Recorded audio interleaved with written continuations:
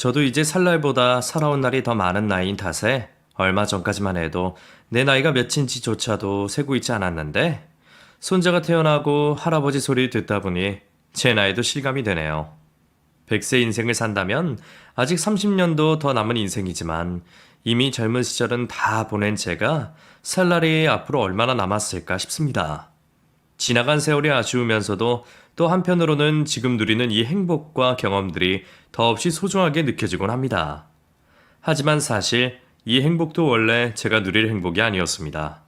처음부터 남의 것이었고 내 가족이 아니고 내 아들이 아니었죠. 사실 제 아들은 제가 마음으로 품은 자식이고 제 손주 역시 저와 피 한 방울 섞이지 않은 남입니다. 그럼에도 아들은 저를 아버지라 부르고 저는 할아버지라 불리고 있습니다.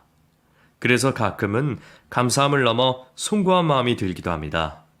가족이라는 것이 무엇이고 정말 피가 물보다 더 진한 것인지 저는 지금까지도 가족의 의미에 대해 깊이 고민하며 지냅니다. 그럼 제 이야기를 들으시고 여러분들도 저와 같은 고민을 나눠보시기를 바랍니다. 어릴 적 고생 얘기를 어디서부터 시작을 해야 할까요? 제가 태어났던 그 시절에는 전부 못 살았습니다. 물론 그 와중에도 잘 먹고 잘 사는 사람들은 어디에나 있지만 그때는 지금 평범하게 누리는 것들이 전부 귀했고 못 사는 사람들이 훨씬 많던 시절이었죠. 전쟁은 막 끝났지 먹을 것은 없지. 저희 부모님 역시 찢어지게 가난한 집에서 태어나시고 가진 것 하나 없이 살림을 꾸려 가정을 일구신 분들이셨어요. 요즘이야 자식 하나 낳는 것도 신중하게 생각해서 귀하게 키우지만 그때는 그런 게 없었습니다. 결혼했으니 낳는 것이고 저도 그중 하나였습니다. 위로 형을 두고 둘째 아들로 태어난 저는 늘 형의 그늘에 가려 부모님의 관심이나 애정을 받아본 적이 없었습니다. 부모님은 없는 살림에 뭐 하나라도 생기면 좋은 것, 귀한 것은 전부 형에게 주었고 저는 그걸 먼 발치에서 바라만 보고 자라야 했습니다.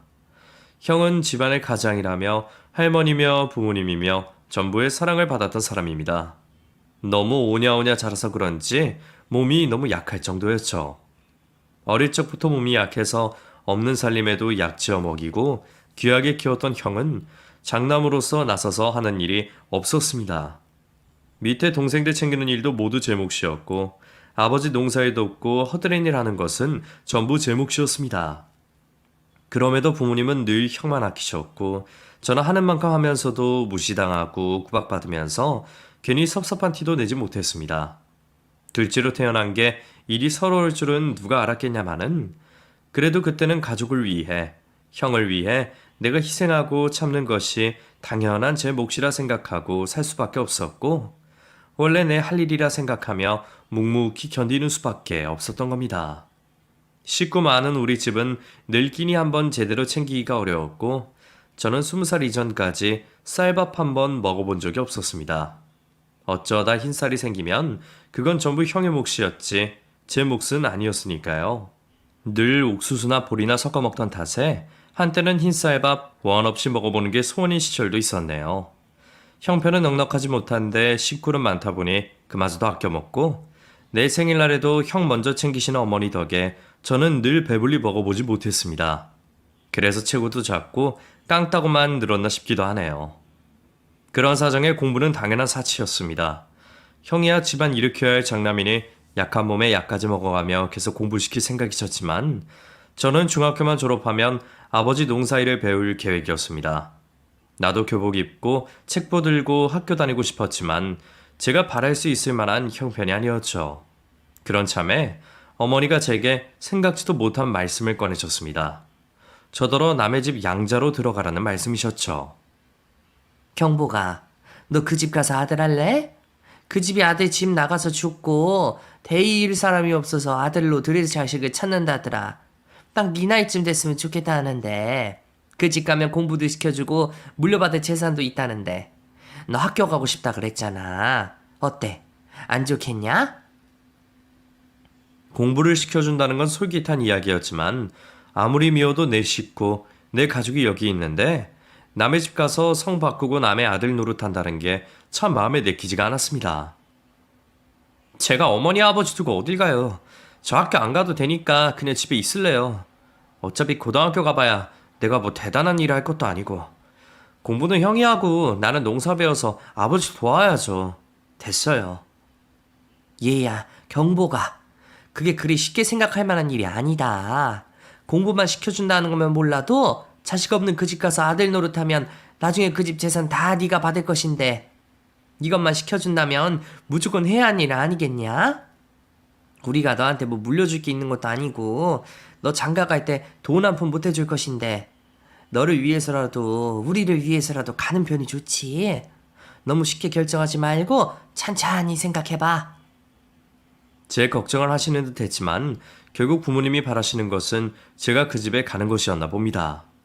입 하나라도 덜 생각이신지 아니면 제가 남의 집 아들 노릇하다가 다른 식구들 도움이라도 주기를 바라는 것인지 어쨌든 내심 제가 그 집에 갔으면 하시는 어머니 아버지를 보며 저는 차마 안 간다는 소리를 할 수가 없었고 저는 마지막까지 자식된 도리를 하겠다는 생각에 결국 남의 집에 양자로 들어가게 되었습니다. 그렇게 떠밀리듯 남의 집에 양자로 들어가 성을 바꾸고 그 집 자식 노릇을 하게 되었지만 생활은 제가 생각하는 것과 많이 달랐습니다. 가기만 하면 공부도 시켜주고 아들 대접해준다는 말과 달리 그 집에서는 저를 그리 반기지도 않았고 귀하게 여기지도 않았습니다. 그저 농사 짓는 집에서 일손 도울 아들이 없어서 아쉬웠던 건지 공부는커녕 하루 종일 일만 시키더군요. 그러다 보니 내가 이 집에 머슴살이 하러 온 것인지 정말 아들 노릇하러 온 것인지 모르겠지만 그래도 나중에 유산이라도 받을 생각에 저는 잘 알지도 못하는 그분들을 어머니 아버지라 부르며 그 집 아들 노릇을 열심히 할 수밖에 없었습니다. 어떻게든 참고 버티긴 했지만 참 서러운 시절이었습니다. 중학교 다닐 나이면 나도 철이 들 만큼 든 나이라 생각했는데도 가끔은 지척에 계신 부모님이 그리워 달려가고 싶은 마음도 자주 들었고 가기 싫다고 버틸 걸 그랬다는 후회도 들었습니다. 우리 집보다는 훨씬 나은 형편에 밥 굶는 일은 없었지만 눈칫밥이 꽁보리밥보다 못하다는 것은 겪어보고서야 알게 된 일이었습니다.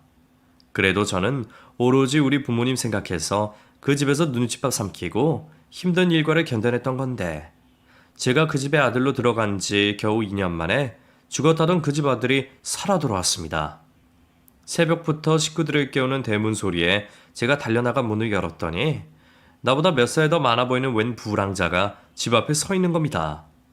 자기는 거짓골을 하고 있으면서도 나를 남의 집에 든 강도 취급을 하는 것을 보니 그 사람이 누군지 알겠더군요. 어머니, 아버지, 나 왔어! 하며 부르는 소리에 안채에서 양부모님이 버선발로 달려 나오셨고 저는 그 꼴을 또 먼 발치에서 지켜볼 수밖에 없었습니다. 결국 저는 그 집 친아들이 살아 돌아왔다는 이유로 또 한 번 쫓겨나듯 그 집을 나가야 했고 집으로 돌아간 저는 친부모에게서도 환영을 받을 수 없었습니다. 어떻게든 좀 붙어있지. 어쩌자고 여기로 돌아왔대. 그 집에서 필요 없다는데 어떻게 해요. 그리고 공부시켜주고 잘해준다 그러더니 그것도 순 거짓입니다. 나 2년 동안 그 집 소먹이고 농사일하고 그런 것밖에 안 했어요. 그래도 이 악물고 버티면 유산이라도 물려받을 줄 알았더니 여태 일 한몫도 안 쳐주고 집에 들어가라 하대요. 어차피 아직 호적 정리도 안 했고 내가 진짜 그 집 자식도 아니니까 내가 거기서 어떻게 버티고 있겠어요. 그렇다고 이렇게 오면 우리는 뭘 어쩌겠냐. 이제 너 지낼 것도 없고 너 먹일 여력도 없는데 아이고 참 돌아버리겠네. 사실 저는 그렇게 쫓겨나면서도 내심 기뻤습니다. 드디어 집에 돌아가는구나. 마치 지난 2년간 남의 집에 머슴살이 하다가 드디어 풀려난 기분이었죠. 하지만 정작 가족들이 저를 반기지 않았습니다. 불과 2년 사이에 전부들 나를 잊어버린 건지 나를 두고 어색해하고 나를 객식구 취급하는 겁니다. 부모 형제들마저 나를 그리 대하는 걸 보고 서러워진 저는 결국 집을 나오게 되었습니다. 집에는 서울 가서 돈 벌겠다고 말하고 이른 나이에 고생을 자처하게 됐죠. 그렇게 저는 18살 나이에 서울에 올라가게 되었고 그 후로 서울에서 터를 잡기 위해 별 고생을 다해야 했습니다. 돈도 한 푼 없고 연고도 없고 갈 곳도 없는 떠돌이 신세이다 보니 뭐 얼마나 잘 살았겠습니까? 매일 배골고 춥고 서러운 생활을 하며 그냥 버티는 수밖에 없었습니다. 그래도 버티다 보면 어떻게든 사라질 거라 생각하고 닥치는 대로 일을 하며 살았습니다.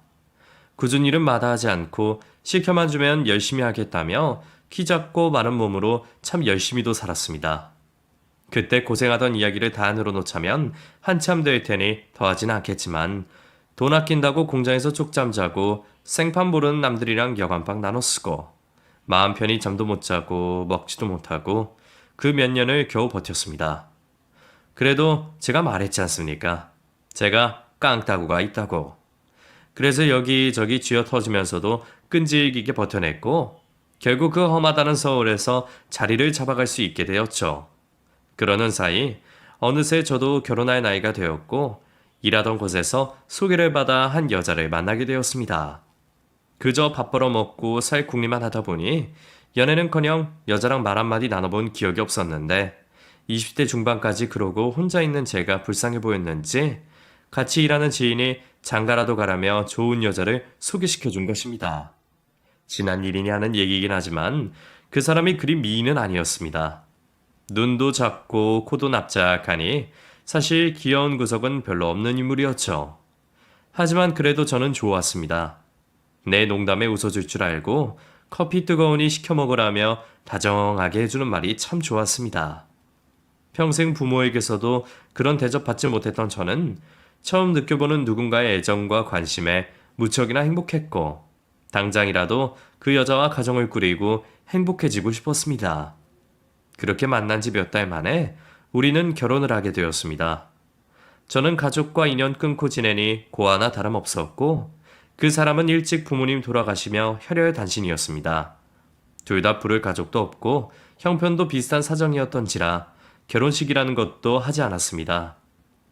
그냥 양장 빌려주는 사진관에 가서 그럴듯하게 사진 한 장 찍고서 결혼이랍시고 신혼살림을 시작하게 되었어요. 그래도 마냥 행복했습니다. 늘 사랑이 고프고 가족의 정이 고팠던 탓에 남들에게 받지 못하는 애정과 관심을 내 마누라, 내 자식에게 받아보고 싶었거든요. 처음에는 말 그대로 깨볶는 신혼이었고 무척 좋았습니다.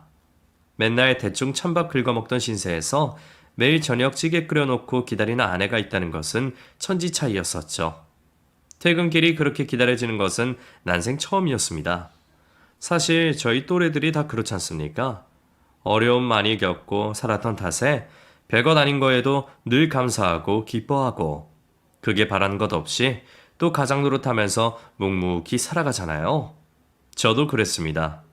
그저 아내가 있다는 것이 감사했고 그런 아내와 시덥잖은 얘기 나누며 매달 월급 봉투 가져다 주는 것이 제가 바라던 행복이었습니다. 하지만 그런 행복은 그리 오래가지 못했습니다. 내가 별말 안 해도 웃어주고 실수를 해도 이해해주던 마누라는 도망간 것인지 신혼 지낸 지 1년도 안 되어서 내 바가지를 긁기 시작하는 겁니다. 오늘은 찌개도 없어? 당신 장 안 봤어?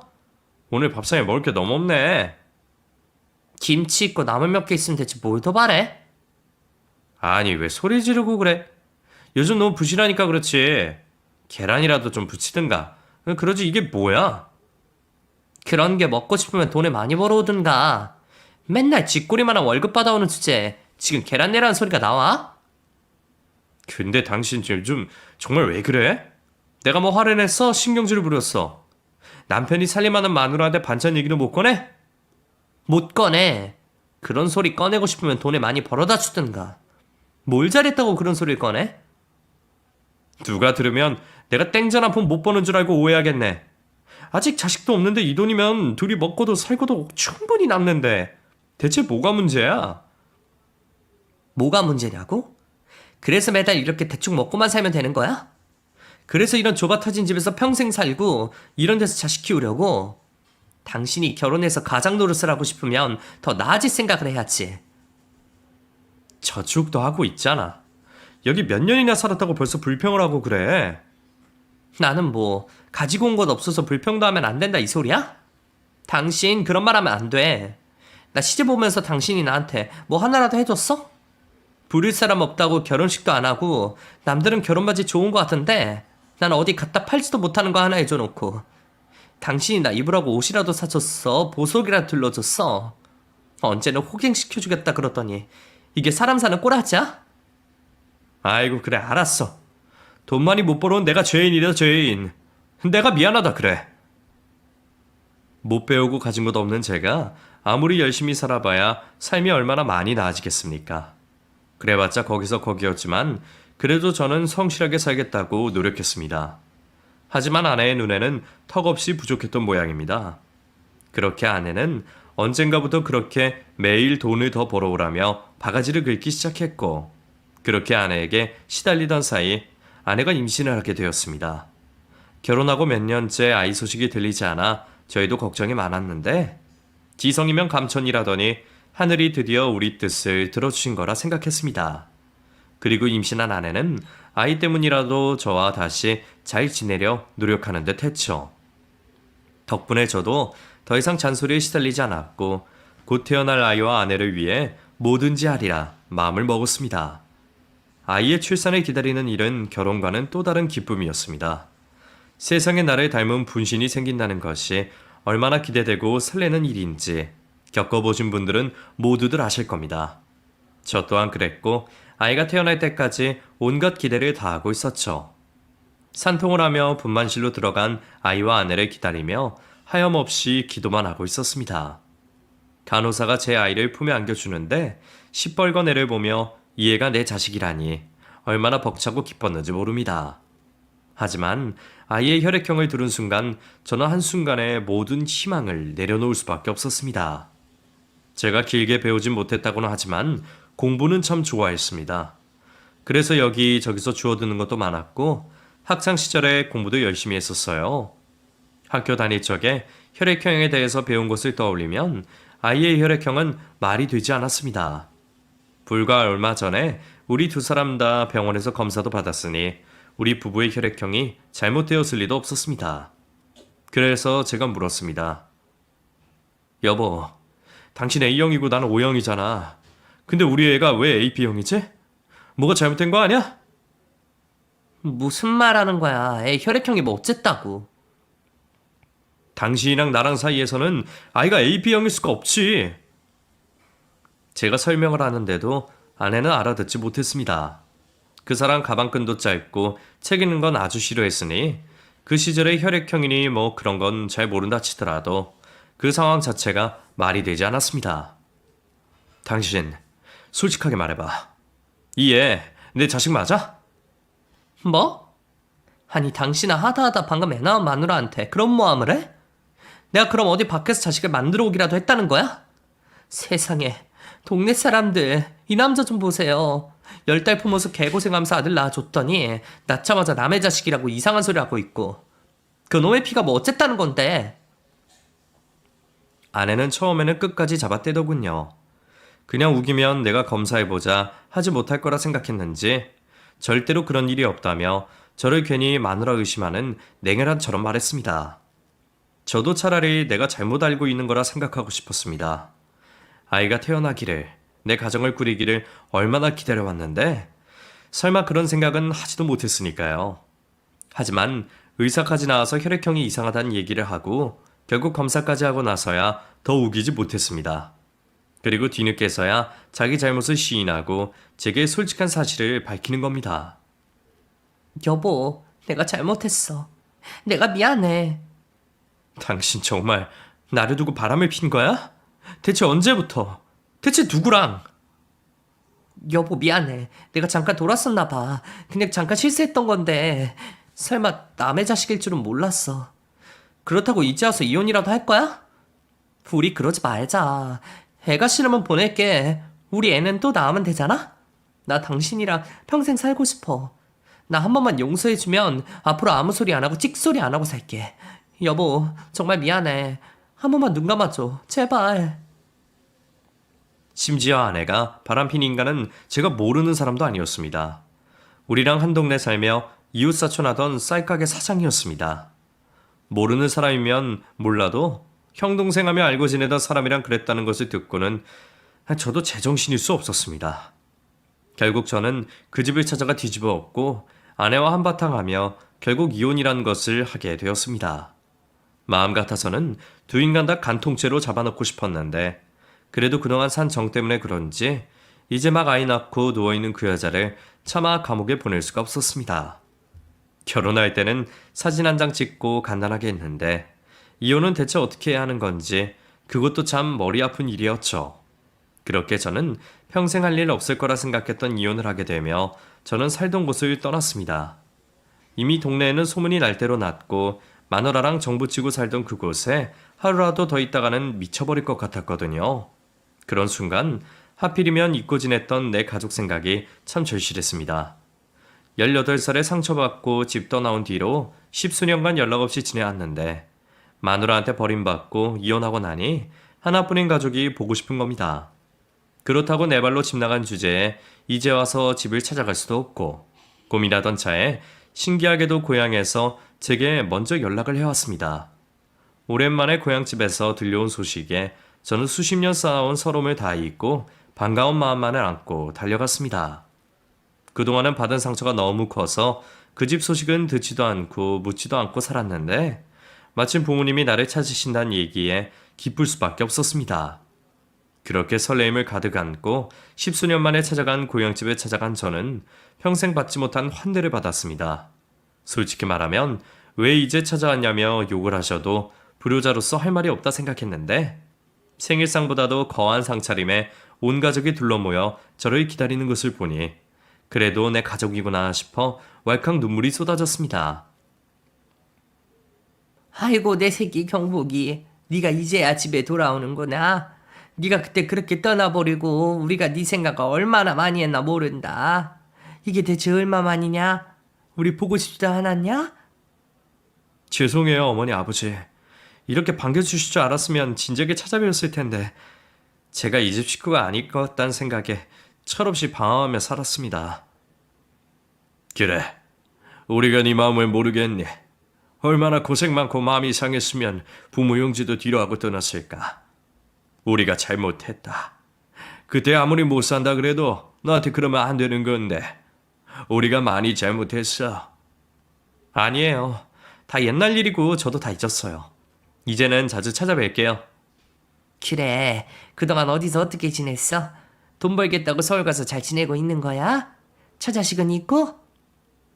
결혼도 했었는데 제 팔자가 뒤숭숭한지 얼마 전에 이혼하고 지금은 그냥 혼자 지내요. 아이고 그래? 그럼 차라리 더 다행이네.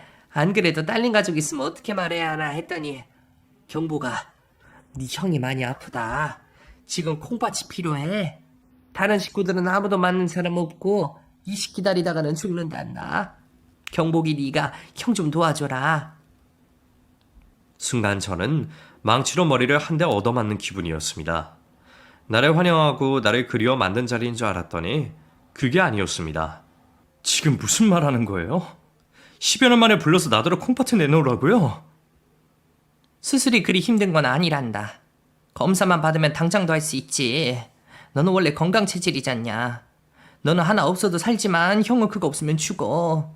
우리 장남이 병으로 가버리면 우리 집안 어떻게 하냐.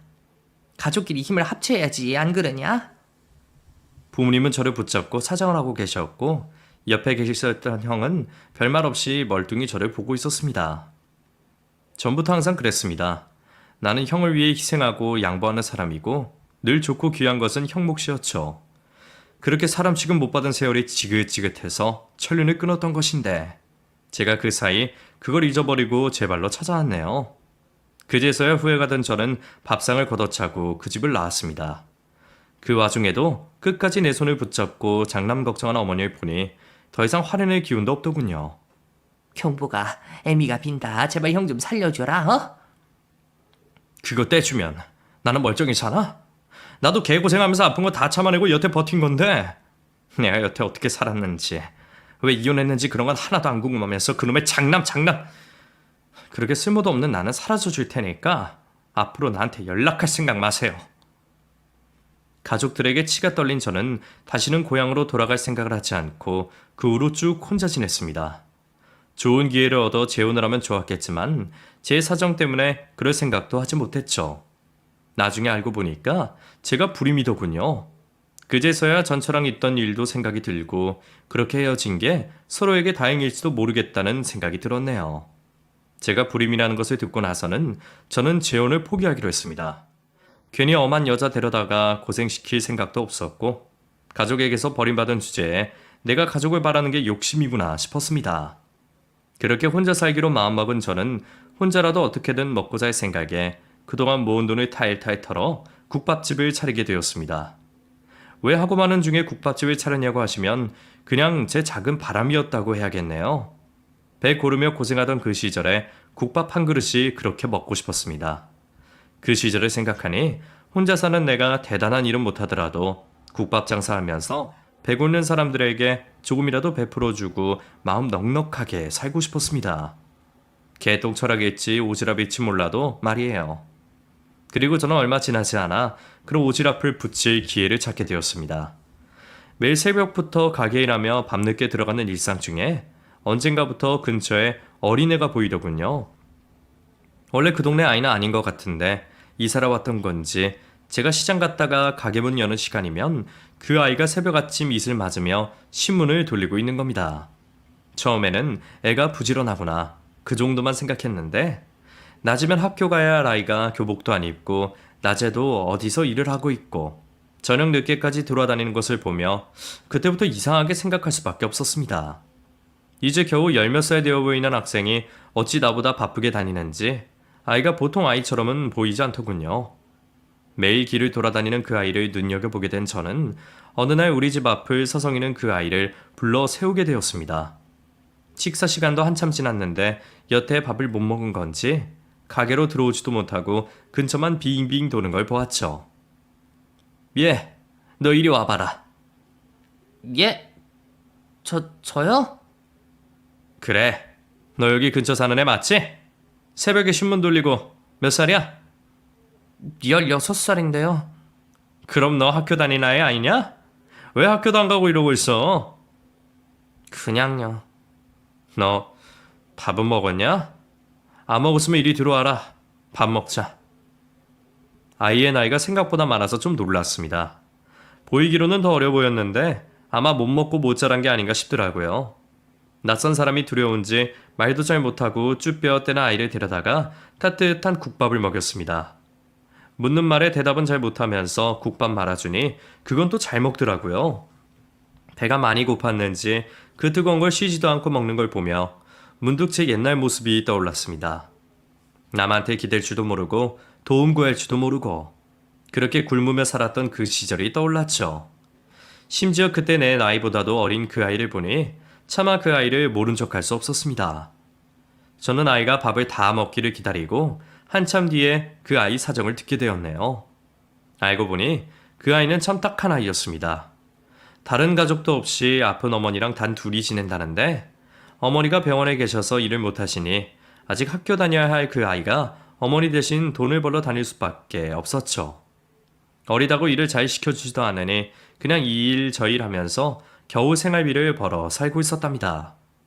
그렇게 해서 벌어봤자 자기 엄마 약값 내기도 빠듯하니 자기 끼니 챙길 여유는 없었고 일하는 동안은 그냥 굶다가 저녁 다 되어서 엄마랑 병원밥 나눠 먹는 것이 하루 끼니의 전부라는 겁니다. 아이 엄마는 상황이 많이 안 좋은지 아이가 굶고 다니는 줄도 모르는 것 같았고 아버지는 태어나기도 전에 돌아가시고 다른 보호자도 없는 탓에 아이 혼자 그 고생을 감당하고 있었다는 겁니다. 어쩌면 나보다도 기구한 사연에 저는 주책맞게 그 앞에서 눈물을 훔칠 수밖에 없었습니다. 마음 같아서는 내가 그 아이한테 돈도 쥐어주고 어떻게든 도와주고 싶었지만 사실 저도 혼자 겨우 벌어먹고 사는 주제에 남을 도울 만한 여력은 없었습니다. 그래도 음식 장사하는 사람이니 그 아이 굶지 않게 정도는 해줄 수 있었죠. 너 앞으로 점심때마다 여기 와서 밥 먹어라. 저녁도 먹고 싶으면 먹고 가고. 내가 뭐 다른 건 못 해줘도 그 정도는 해줄 수 있으니까 앞으로 아무 때나 와서 언제든지 밥 달라 그래. 왜 저한테 그렇게 하세요? 저 나중에라도 못 갚아드려요. 내가 설마 너한테 뭐 벗겨먹을까봐? 그런 거 아니니까 걱정하지 마. 사람이 힘들어도 밥심으로 사는 건데 배 곪고 다니는 것만큼 서러운 게 없어. 나도 굶은 만큼 굶어봐서 잘 알아서 그러는 거야. 사실 내가 국밥 장사한 것도 너 같은 애들 도와주고 싶어서 차린 거야. 내가 기부 같은 건 못해도 굶는 사람한테 밥은 대접할 수 있으니까. 나 조차가 하는 일이니까 부담 갖지 말고 와. 걔도 이래저래 마음고생을 많이 했는지 처음에는 내가 외상값이라도 달라 그럴까봐 걱정을 하는 겁니다. 그 모습을 보니 참 더 마음이 아프고 그래서 절대로 돈 받을 생각 없다는 각서까지 쓰고서 그 아이 밥을 먹이기 시작했습니다. 처음에는 눈치가 보이는지 많이 먹지도 못하고 그러는 것을 제가 혼내고 달래가며 억지로 밥을 먹였어요. 이놈아, 한참 그래가 그만큼밖에 못 먹어?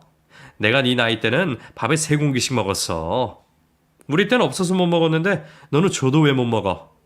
너 보니까 아직 키도 더 커야 되고 살도 쪄야겠는데 배불러도 좀 더 먹어. 그럼 제가 설거지라도 하고 갈게요. 창석아, 내가 너 부려먹자고 밥 주는 줄 알아? 네가 자꾸 그러면 내가 해주고도 욕먹는 거야. 나 정말로 너한테 바라는 거 없으니까 다른 소리 하지 말고 밥이나 먹어라. 감사합니다, 아저씨. 이 은혜 잊지 않을게요. 은혜는 무슨. 너 은혜 갚을 줄은 알아? 학교도 안 나온 놈이. 그나저나 너 학교는 그냥 그대로 안 다닐 생각이냐? 검정고시는 봤어? 아니요, 그냥 뭐 별 생각 없어요. 그러면 안 돼. 공부도 다 때가 있는 건데 아무리 네 사정이 빠듯하다 그래도 졸업장 있는 거랑 없는 거랑 천지 차이다. 학교 다닐 시간 없으면 검정고시라도 따놔. 아저씨가 책 사줄게.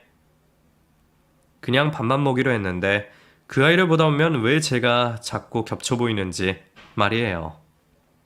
나는 형편이 안 좋아서 고등학교도 못 나왔지만 그 아이는 아니었으면 바랬습니다. 그래서 공부할 여력 없다는 그 아이를 붙잡고 매일 조금씩 공부를 시켜서 검정고시를 보게 했습니다.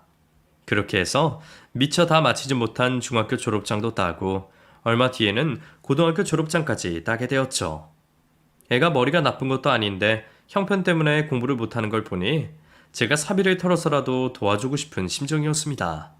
그렇게 저는 그 아이를 제 아들처럼 생각하며 이래저래 챙겼습니다. 그놈 20살 되자마자 아이 어머니가 돌아가셨을 때에도 제가 장례까지 곁에서 지켰습니다. 아저씨, 저 이제 어떻게 해요? 저 엄마 없이 이제 어떻게 살아요? 저 진짜 죽을 것 같아요. 혼자 너무 무서워요. 장수가, 괜찮아. 괜찮아. 그리고 너 죽는다는 소리 함부로 하는 거 아니다. 네가 지금 이러고 있으면 너희 어머니가 얼마나 속상하시겠냐. 어머니 가시는 길이라도 편하게 해드려야지. 그리고 너도 이제 어른인데 혼자 살아도 살 생각을 해야지. 이러면 되겠냐? 여태 엄마 때문에 그나마 버틴 건데 이제는 왜 살아야 하는지 모르겠네요. 이제는 너를 위해서 살아. 네 인생인데 너 위해서 살아야지. 그게 맞는 거 아니냐? 그리고 네가 왜 혼자야? 아저씨가 있지 않냐? 힘들어하는 그 아이를 보니 얼마나 마음이 아프던지요. 혼자라며 힘들어하는 아이의 그 마음을 제가 누구보다 잘 알았습니다. 그런 아이가 걱정되었던 저는 그 아이를 옆에서 더 챙겨주고 싶었습니다. 그렇게 제가 10년간 그 아이 밥을 먹이며 그 아이가 자라는 것을 봐왔습니다. 20살이 넘어 제대로 된 사회생활을 하고 연애를 하는 것도 전부 지켜봤죠. 그래봤자 저는 그냥 동네 국밥집 아저씨이고 우리 사이는 아무 사이가 아니었지만 저는 10년 사이 그 아이를 너무 애틋하게 생각했습니다. 그런데 그랬던 창석이가 어느 날 갑자기 사라지며 소식이 끊기면서 저는 큰 충격에 빠지게 되었습니다. 이제 다 큰 성인이니 어딜 가라도 이상한 것이 아니지만 나한테 소식도 없이 이사를 가버린 것을 보니 뭐라 말을 할 수 없는 기분이 드는 겁니다. 어쩌면 그 아이가 제게 도움을 받은 것이 아니라 제가 그 아이에게 도움을 받았던 건지 창석이가 사라진 뒤로 저는 깊은 상실감을 얻을 수밖에 없었습니다. 그렇게 몇 달이 지났을까요? 여전히 창석이 송식을 오매불망 기다리던 저는 국밥집 앞으로 회장님 차가 서는 것을 보게 되었습니다. 정겨운 그 동네에 전혀 어울리지 않는 고급 차종에 눈이 희둥그레치더군요. 대체 누구시길래 그런 차를 타고 우리 국밥집을 찾으신 건지 저는 궁금함에 가게 앞으로 뛰쳐나갔습니다. 그런데 기사가 문을 열어주는 그 차에서 내린 것은 다름 아닌 창석이었습니다. 너무 놀라 입을 떡 벌린 제게 창석이가 저를 이렇게 말하는 겁니다. 아버지, 국밥 한 그릇 말아주세요. 창석아, 이게 뭐냐? 이거 네 차야? 예. 자세한 건 안에 들어가서 말씀드릴게요. 우선 들어가서 얘기해요, 아버지. 그러게 창석이에게서 듣게 된 이야기는 정말 놀라웠습니다. 오래전 얼굴도 보지 못했던 창석이의 아버지는 사실 부잣집 외동 아들이었답니다.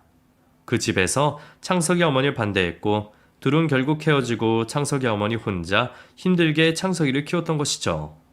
창석이 아버지는 창석이가 태어난 줄도 모르고 죽어버렸답니다.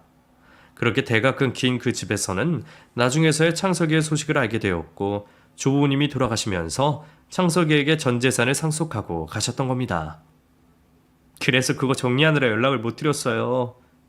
너무 잘된 일이다. 세상에. 아니 그래도 연락 정도는 해주지. 네가 갑자기 소식도 없이 사라져서 얼마나 놀랐는지 말이야. 내가 진짜 가족도 아니라서 널 찾을 방법이 없더구나.